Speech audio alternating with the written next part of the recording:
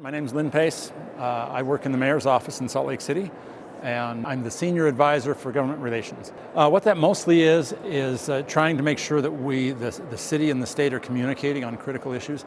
A lot of times they have common objectives, but they miss each other because they don't have all the information. And then the truth of the matter is that we have city people view things differently than state people do. It's a little bit like, that story you've heard about, the blind man describing the elephant.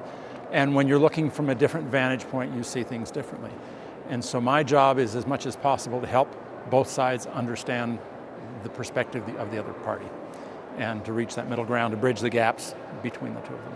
Anytime you have a change in administration, that creates a new opportunity, and people are anxious to get to know the new mayor or new council members, and to look for ways to collaborate and to share ideas and information. I tell people, and I think rightly so, that Salt Lake City is the face of the state of Utah. That most people, when they think of Utah, they come to Utah, it is Salt Lake City that they see and find first. And so for that reason, it's critical that Salt Lake City be safe, clean, successful, vibrant, welcoming, all those things. But Salt Lake City needs the state of Utah, and the state of Utah needs Salt Lake City.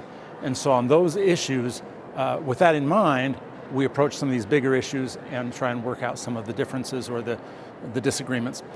This session in particular, we're concerned about, there's a critical bill for funding affordable housing. And so we're anxious for the states to get state support for what Salt Lake City's been working on for many years.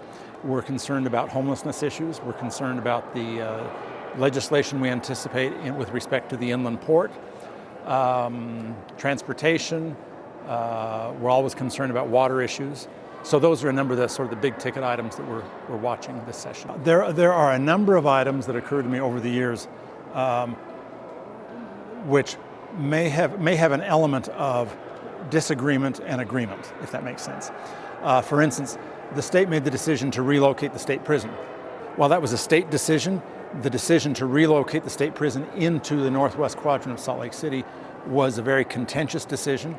And for reasons the state, I think they felt important for state interests, they sort of apologetically said, we know you don't want this, but this is where it works best for the state. And then they, to their credit, they circled back and said, how can we help you? And that dialogue led to some very productive discussions. The city now has a funding source, I think that they've referred to as the Funding Our Future. That's a revenue stream that was facilitated by the state as an outgrowth of that state prison discussion. And so I think that's a good example of where an initial disagreement can result in something that if we partner together, can be much more positive.